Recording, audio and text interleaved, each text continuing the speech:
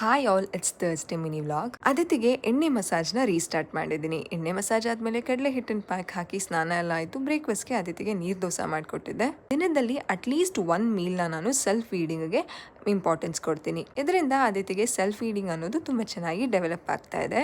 Breakfast ಆದಮೇಲೆ ಆಟ ಶುರು ಆಯಿತು. 11:30 ಹಾಗೆ ಅದಿತಿ ಒಂದು ನ್ಯಾಪ್ ತೊಗೊಳ್ಬೇಕಿತ್ತು. ಆದರೆ ಅವ್ರ ಫೇವ್ರೆಟ್ ಸ್ಟ್ಯಾಕಿಂಗ್ ಕಪ್ಪಲ್ಲಿ ಆಟ ಶುರು ಮಾಡೇ ಬಿಟ್ರು.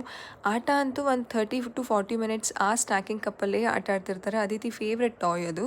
ಈ ರೀತಿ ಅದಿತಿ ಇಂಟ್ರೆಸ್ಟಲ್ಲಿ ಆಟ ಆಡುವಾಗ ನಾನು ಫೋರ್ಸ್ಫುಲಿ ಅದಿತಿನ ನಿದ್ದೆ ಮಾಡಿಸೋದಕ್ಕೆ ಹೋಗೋದಿಲ್ಲ. ಏನಕ್ಕಂತಂದರೆ ಮಧ್ಯಾಹ್ನ ನಿದ್ದೆ ಮಾಡಿದಾಗ ಅದಿತಿ ಕಂಪ್ಲೀಟಾಗಿ ಒಂದು ಲಾಂಗ್ ಸ್ಟ್ರೆಚ್ಚಲ್ಲಿ ನಿದ್ದೆ ಮಾಡ್ತಾರೆ. ಮಧ್ಯಾಹ್ನದ ಊಟಕ್ಕೆ ಅದಿತಿಗೆ ಮೊಸಪ್ಪು, ಅನ್ನ ಮತ್ತು ಸ್ಕ್ರಾಂಬಲ್ಡ್ ಎಗ್ ಕೊಟ್ಟಿದ್ದೆ. 1 ವರ್ಷದಿಂದ ನಾವು ಮಕ್ಕಳಿಗೆ ಹಸು ಹಾಲನ್ನು ಕೊಡೋದಕ್ಕೆ ಶುರು ಮಾಡಬಹುದು. ಎಷ್ಟು, ಯಾವಾಗ, ಯಾವುದರ ಬದಲಿಗೆ ಕೊಡೋದು ಅನ್ನೋದು ತುಂಬ ಇಂಪಾರ್ಟೆಂಟ್. ಹಾಲನ್ನು ನಾವು ಸ್ನ್ಯಾಕ್ಸ್ ರೀತಿ ಕೊಡಬೇಕಾಗತ್ತೆ. ಮಕ್ಕಳು ಊಟ ಮಾಡಿಲ್ಲ ಅಂತಂದರೆ ಹಾಲನ್ನು ಕೊಡಬಾರ್ದು. ಊಟದ ಬದಲಿಗೆ ಹಾಲು is not a good option.